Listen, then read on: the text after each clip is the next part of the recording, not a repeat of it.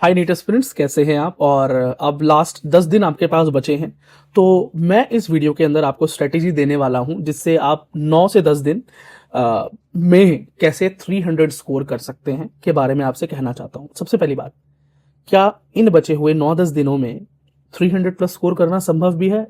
Is it really possible? जी हाँ, ये बिल्कुल पॉसिबल है और आप बिल्कुल इन बचे हुए दिनों में 300 प्लस स्कोर कर सकते हैं कॉन्फिडेंटली।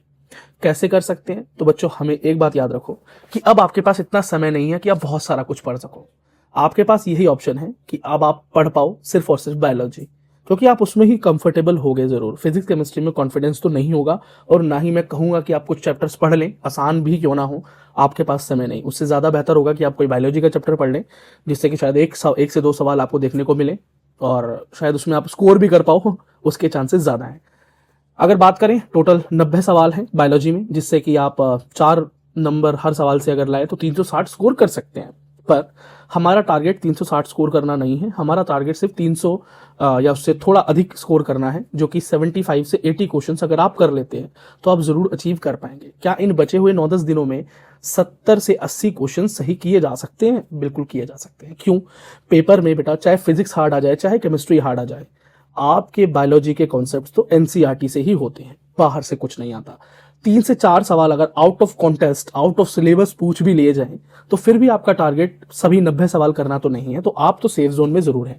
पर हाँ, अगर आप आज ही से पढ़ाई करना शुरू कर सकते हैं तो ही आप इस टारगेट को अचीव कर सकते हैं, नहीं तो इसे अचीव कर पाना सिर्फ वीडियो देखकर तो अचीव नहीं कर सकते। इस वीडियो में सिर्फ आपको स्ट्रेटेजी दे रहा हूं, इस वीडियो में मैं आपको सिर्फ प्लानिंग दे रहा हूं, उसको एग्जीक्यूट करना आपके ऊपर है। अब बच्चों, ये मत पूछना कि कौन सा आसान चैप्टर है और कौन सा मुश्किल चैप्टर है, ये आपको डिसाइड करना है कि आपके लिए क्या आसान है और क्या मुश्किल है। लेकिन अगर आपने अभी भी आसान और मुश्किल के बीच में चीजें चूज करना स्टार्ट कर दी तो फिर शायद आप 300 का लक्ष्य भूल जाइए, होना थोड़ा मुश्किल है। मेहनत करने के लिए तैयार है तो शुरू हो जाइए, क्योंकि यूट्यूब पर इनफ कंटेंट है आपको हर चैप्टर को डीप समझाने के लिए। बस एक हिदायत आपको देना चाहूंगा कि आप शॉर्ट वीडियोस मत देखना किसी भी चैप्टर को पढ़ने या समझने के लिए। शॉर्ट वीडियो से मेरा मतलब है कि 10 मिनट में चैप्टर खत्म, 30 मिनट में चैप्टर खत्म, 20 मिनट में चैप्टर खत्म। एक्चुअली बेटा, चैप्टर वहां खत्म होगा, आपका कॉन्सेप्ट यहां खत्म हो जाएगा, और आखिरी जब आप नीट एग्जाम में बैठेंगे क्वेश्चन आपसे लगेंगे ही नहीं, होंगे ही नहीं, क्योंकि बेटा सिर्फ चैप्टर खत्म होता है, तसल्ली होती है और कुछ भी नहीं होता। पर मैं जानता हूं इस तरह का कंटेंट चलता ही इसलिए है क्योंकि हमारा टाइम स्पेंड बहुत कम हो चुका है। रील स्क्रॉल करने पर हम किसी रील को इवन 5 सेकंड भी या 10 सेकंड भी होल्ड नहीं कर पाते। सो अब हो चुका है कि भाई हमारा टेंशन का समय बहुत कम हो गया है, तो हमें कंटेंट भी ऐसा चाहिए पढ़ाई का भी कि वो 10 मिनट में चैप्टर खत्म हो जाए, 7 मिनट में चैप्टर खत्म हो जाए। कुछ खत्म नहीं होगा, आपकी नीट की